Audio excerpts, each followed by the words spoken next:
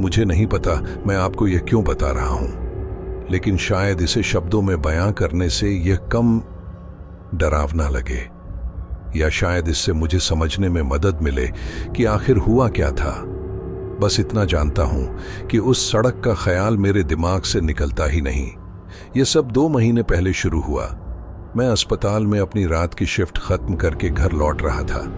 वह रात कुछ अलग सी थी, बिल्कुल खामोश, न हवा की आवाज, न कहीं दूर जंगली जानवरों की हलचल, बस मेरी कार की गुनगुनाहट और हेडलाइट्स की हल्की रोशनी जो अंधेरे को चीरती जा रही थी। मैंने इस रास्ते पर 100 बार सफर किया था, इसलिए जब मैंने काउंटी रोड 14 पर गाड़ी मोड़ी तो मुझे जरा भी शक नहीं हुआ। यह एक शॉर्टकट था जो मेरी यात्रा का समय 10 मिनट कम कर देता था। लेकिन जब मैंने गाड़ी चलाई तो मुझे कुछ गलत लगा। सड़क लंबी लग रही थी। शुरू में मैंने सोचा कि शायद मैं थका हुआ हूं या फिर समय का अंदाजा नहीं लग पा रहा, लेकिन 10 मिनट बीतने के बाद भी जब मैंने वे पुराने पहचान के निशान, एक जर्जर खलिहान, एक पत्थर का पुल नहीं देखे तो मेरे अंदर बेचैनी होने लगी। मैंने गाड़ी की गति धीमी कर दी, स्टीयरिंग व्हील को कसकर पकड़ा। सड़क अब अजनबी सी लग रही थी। दोनों ओर ऊंचे ऊंचे पेड़ों की कतारें थीं। वे पेड़ ऐसे लग रहे थे जैसे कंकाल की तरह अपने हाथ आसमान की तरफ फैला रहे हों। उनकी शाखाएं चांदनी को ढक रही थीं और सड़क को एक भारी अंधेरे में डुबो दिया था। मैंने अपना जीपीएस चेक किया, लेकिन स्क्रीन खाली थी। कोई सिग्नल नहीं, कोई नक्शा नहीं, बस एक झिलमिलाती हुई कर्सर जो कहीं नहीं थी। वाह, बहुत बढ़िया, मैंने घबराई हुई आवाज में बड़बड़ाया। मैंने सोचा कि आगे चलता रहूं, शायद रास्ता मिल जाएगा, लेकिन सड़क खत्म ही नहीं हुई। कार के अंदर की हवा ठंडी होती जा रही थी। वेंट से मिट्टी और सड़ांत की हल्की सी गंध आने लगी। मेरा दिल जोर से धड़कने लगा। मैंने हीटर चालू किया, लेकिन ठंड कम नहीं हुई। और फिर मैंने उसे देखा। सड़क के बीचों बीच एक आकृति खड़ी थी। मैंने तुरंत ब्रेक मारे। मेरी कार स्किड करती हुई उसके कुछ ही फीट पहले रुक गई। वह एक औरत थी, एक फटे हुए सफेद कपड़े में। उसका सिर झुका हुआ था और उसके लंबे काले बाल उसके चेहरे को ढके हुए थे। आप ठीक हैं? मैंने खिड़की थोड़ा नीचे करके पूछा। उसने कोई जवाब नहीं दिया। वह हिली तक नहीं। उसकी उपस्थिति से मेरी रीढ़ में सिहरन दौड़ गई।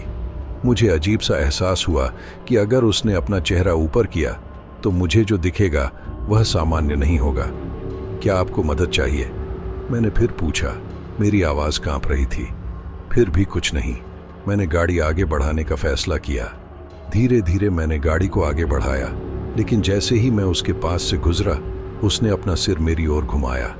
मैंने उसका चेहरा पूरी तरह नहीं देखा, लेकिन जो ग्लिम्प्स दिखा वह अस्वाभाविक था।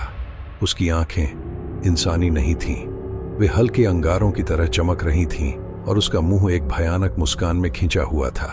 मुझ में दहशत की लहर दौड़ गई और मैंने एक्सीलरेटर पर पैर रख दिया। मेरी गाड़ी की टायर चीखते हुए सड़क पर दौड़ पड़े, लेकिन सड़क बदली नहीं। वही अनजाने पेड़, वही घुटन भरा अंधेरा, और फिर मैंने उसे फिर देखा। वही औरत, वही जगह। मेरा दिल मेरी छाती में जोर से धड़क रहा था। इस बार मैंने उसे बचाने के लिए गाड़ी मोड़ी, लेकिन उसने मेरी तरफ देखा। इस बार उसकी आंखें और ज्यादा चमक रही थीं और उसकी मुस्कान और बड़ी हो गई थी। मैं चलता रहा। आंसू मेरी आंखों से बह रहे थे और मैं प्रार्थना कर रहा था कि यह सब खत्म हो जाए। लेकिन चाहे मैं जितना भी दूर चला गया, वह औरत हर बार सड़क पर खड़ी मिलती, इंतजार करती हुई। मुझे नहीं पता मैंने कितनी देर गाड़ी चलाई, घंटों शायद। समय का कोई मतलब नहीं रह गया था। मेरी गाड़ी का फ्यूल खत्म होने वाला था जब मैंने वह साइन देखा, वेलकम टू मिलफील्ड। मुझे राहत महसूस हुई। मैं घर आ गया था, लेकिन जब मैंने अपनी गली में गाड़ी मोड़ी तो मुझे कुछ गलत लगा। घरों का हाल अलग था, पुराने, खंडहर जैसे। स्ट्रीट लाइट्स टिमटिमा रही थीं, अजीब साए बना रही थीं, और खामोशी वह असहनीय थी। मैंने अपने ड्राइववे में गाड़ी रोकी, लेकिन मेरा घर वहां नहीं था। उसकी जगह एक ढहता हुआ ढांचा था जिसकी खिड़कियां टूटी हुई थीं और दीवारों पर बेलें छड़ी हुई थीं। मैं कांपते हुए कार से बाहर निकला और तभी मैंने उसे फिर देखा। वह मेरे घर के बरामदे पर खड़ी थी। उसकी जलती हुई आंखें मुझ पर टिकी हुई थीं और उसकी मुस्कान असंभव रूप से चौड़ी थी। इसके बाद मुझे ज्यादा कुछ याद नहीं। जब मैं उठा तो मैं अपनी कार में था, सड़क के किनारे खड़ा। सूरज उग रहा था और रोशनी चारों ओर फैल रही थी। सब कुछ सामान्य लग रहा था, जैसे पिछली रात सिर्फ एक डरावना सपना थी। लेकिन जब मैं घर पहुंचा तो मेरा जीपीएस अब भी काम नहीं कर रहा था, और जब भी मैं अपने फोन पर मैप चेक करता हूं तो एक लाल पिन दिखती है, काउंटी रोड 14, जो कि अस्तित्व में नहीं होनी चाहिए।